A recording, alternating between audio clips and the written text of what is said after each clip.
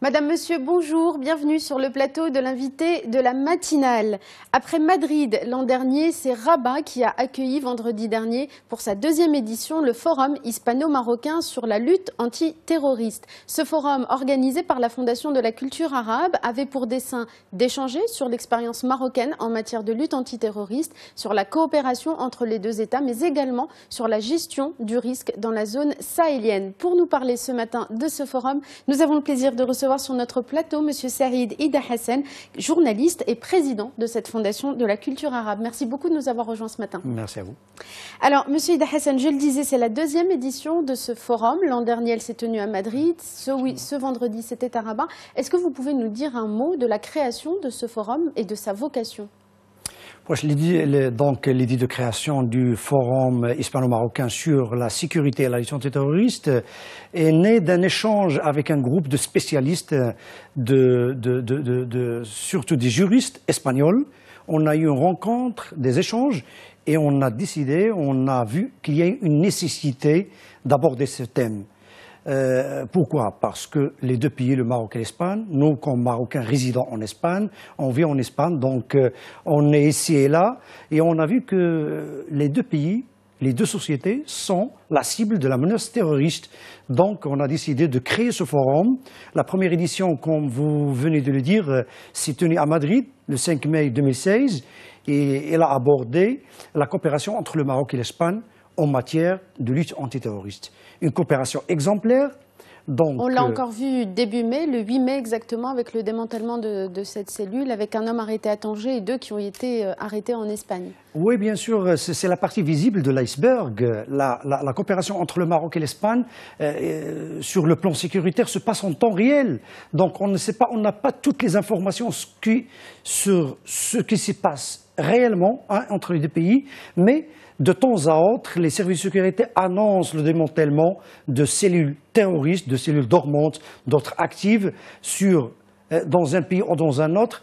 Mais ce qui est spectaculaire, et c'est une nouveauté, des opérations qui se passent avec la participation d'éléments de sécurité marocains et espagnols sur le sol de l'un et l'autre pays.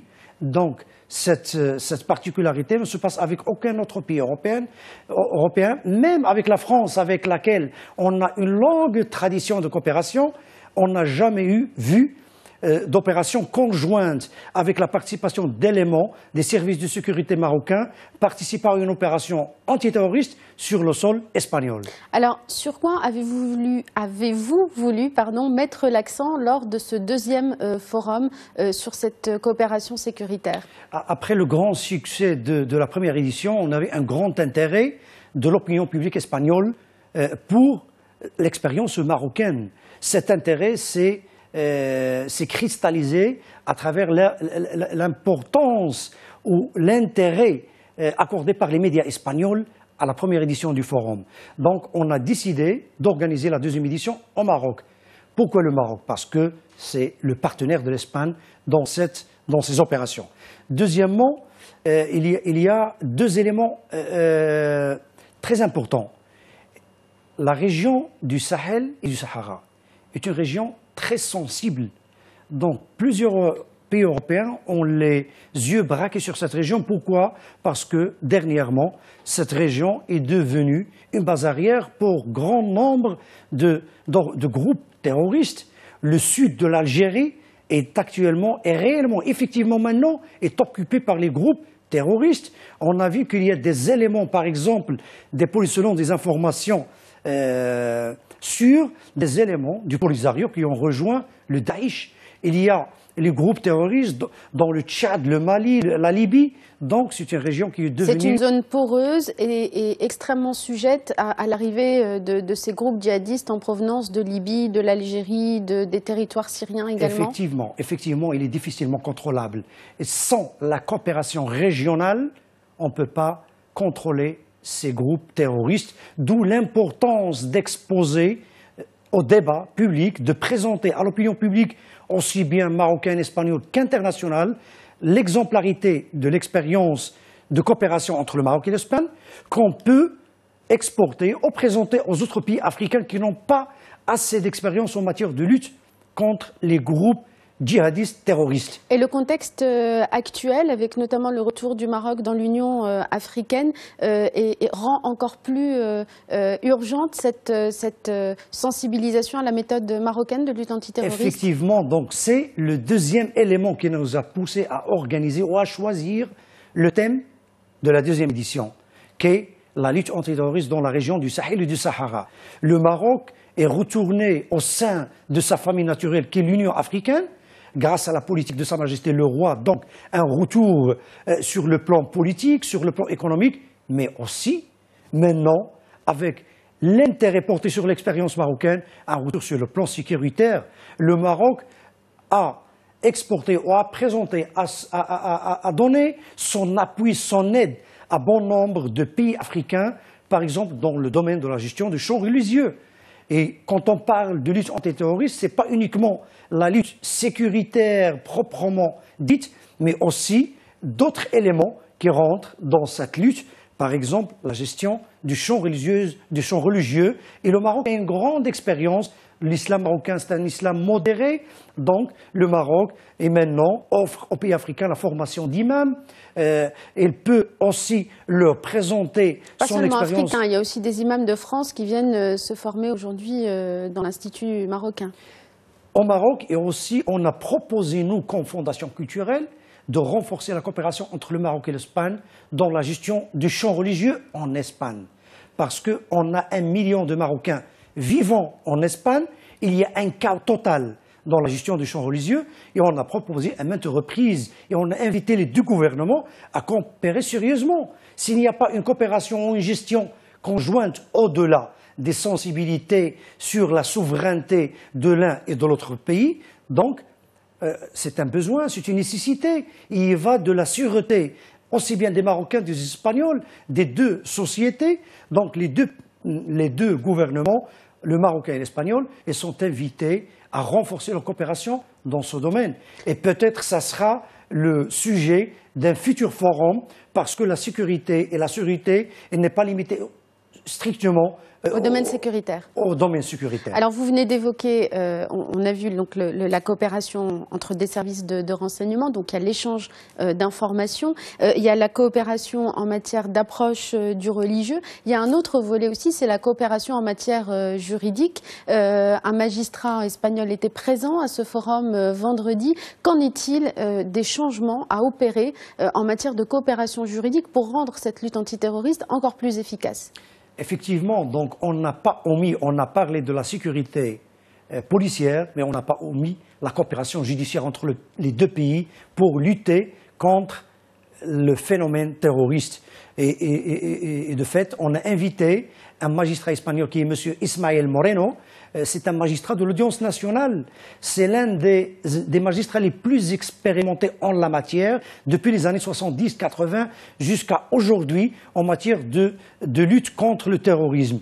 Il a accepté notre invitation et aussi on a invité le ministre de la Justice marocain, M. Mohamed Ojjar, qui a amablement ouvert les travaux de ce forum et qui a mis le point sur l'importance de la coopération judiciaire. Si la coopération sécuritaire et policière se passe en temps réel, comme on vient de le dire, la coopération judiciaire laisse un peu à désirer, donc il y a beaucoup à faire. Il y a beaucoup à faire et n'est pas aussi efficace, n'est pas aussi rapide que la coopération policière, et ce, de l'avis d'experts, comme l'a dit M. Ismael Moreno lors du forum. Donc il y a beaucoup de chemin à parcourir pour renforcer la coopération judiciaire. C'est pas le problème d'un manque de volonté de la part du gouvernement, mais c'est le fonctionnement de l'appareil judiciaire des pays, de l'un et de l'autre pays, qui fait que cette coopération judiciaire ne suit pas le rythme de la coopération sécuritaire. Mais est-ce que ce forum, néanmoins, peut ouvrir des pistes de réflexion et enclencher des échanges en matière pour justement refonder cette coopération judiciaire? Le fait d'inviter le ministre de la Justice marocain et un illustre magistrat espagnol, donc c'était le premier pas d'ouvrir pour l'ouverture d'un débat public sur cette question. Merci beaucoup, Monsieur Saïd Ida Hassan. Merci beaucoup d'avoir été avec nous ce matin pour revenir donc sur ce forum qui s'est tenu vendredi dernier sur la coopération sécuritaire Maroc-Espagne. Merci encore. Merci à vous.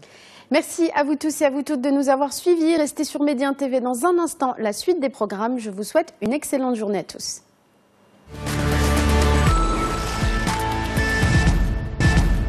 Madame, Monsieur, bonjour, bienvenue sur le plateau de l'invité de la matinale. Après Madrid l'an dernier, c'est Rabat qui a accueilli vendredi dernier pour sa deuxième édition le forum hispano-marocain sur la lutte antiterroriste. Ce forum, organisé par la Fondation de la culture arabe, avait pour dessein d'échanger sur l'expérience marocaine en matière de lutte antiterroriste, sur la coopération entre les deux États, mais également sur la gestion du risque dans la zone sahélienne. Pour nous parler ce matin de ce forum, nous avons le plaisir de recevoir sur notre plateau Monsieur Saïd Ida Hassan, journaliste et président de cette fondation de la culture arabe. Merci beaucoup de nous avoir rejoints ce matin. Merci à vous.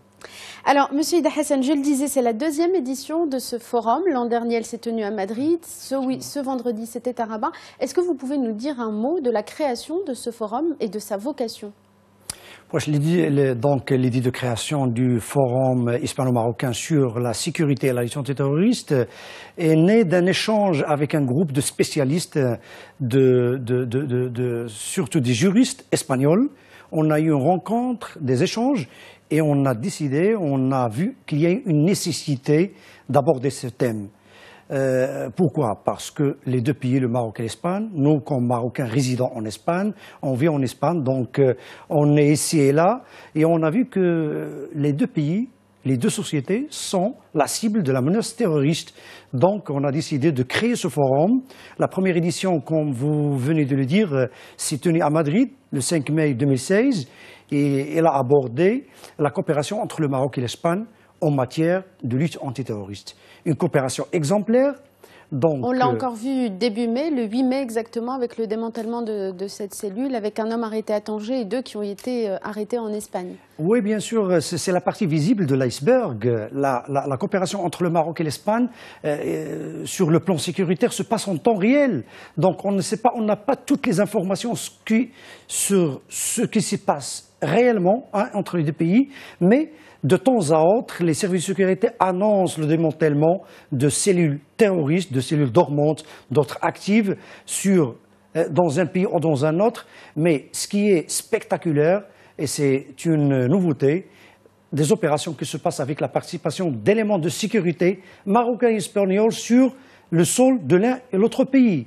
Donc, cette particularité ne se passe avec aucun autre pays européen, même avec la France, avec laquelle on a une longue tradition de coopération, on n'a jamais vu d'opération conjointe avec la participation d'éléments des services de sécurité marocains participant à une opération antiterroriste sur le sol espagnol. Alors, sur quoi avez-vous voulu mettre l'accent lors de ce deuxième forum sur cette coopération sécuritaire? Après le grand succès de la première édition, on avait un grand intérêt de l'opinion publique espagnole pour l'expérience marocaine. Cet intérêt, c'est cristallisé à travers l'importance ou l'intérêt accordé par les médias espagnols à la première édition du forum. Donc on a décidé d'organiser la deuxième édition au Maroc.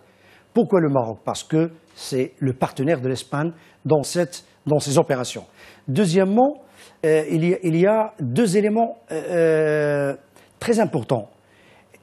La région du Sahel et du Sahara est une région très sensible. Donc plusieurs pays européens ont les yeux braqués sur cette région. Pourquoi? Parce que dernièrement, cette région est devenue une base arrière pour grand nombre de groupes terroristes.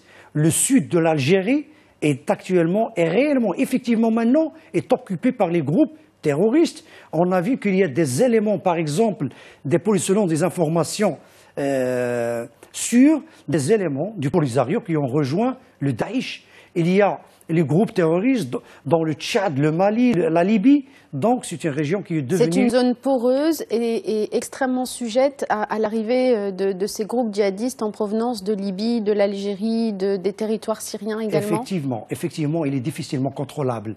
Et sans la coopération régionale, on ne peut pas contrôler ces groupes terroristes, d'où l'importance d'exposer au débat public, de présenter à l'opinion publique, aussi bien marocaine, espagnole qu'internationale, l'exemplarité de l'expérience de coopération entre le Maroc et l'Espagne qu'on peut exporter ou présenter aux autres pays africains qui n'ont pas assez d'expérience en matière de lutte contre les groupes djihadistes terroristes. Et le contexte actuel, avec notamment le retour du Maroc dans l'Union africaine, rend encore plus urgente cette sensibilisation à la méthode marocaine de lutte antiterroriste. Effectivement, donc c'est le deuxième élément qui nous a poussé à organiser ou à choisir le thème de la deuxième édition, qui est la lutte antiterroriste dans la région du Sahel et du Sahara.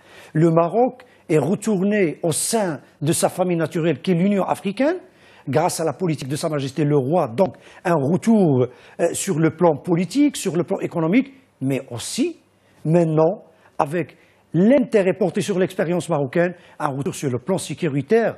Le Maroc a exporté ou a présenté, a donné son appui, son aide à bon nombre de pays africains, par exemple dans le domaine de la gestion des champs religieux. Et quand on parle de lutte antiterroriste, ce n'est pas uniquement la lutte sécuritaire proprement dite, mais aussi d'autres éléments qui rentrent dans cette lutte.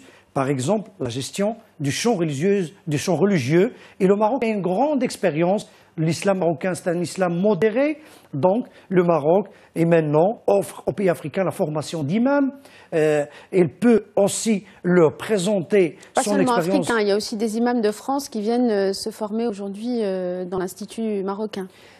Au Maroc, et aussi, on a proposé, nous, comme Fondation culturelle, de renforcer la coopération entre le Maroc et l'Espagne dans la gestion du champ religieux en Espagne.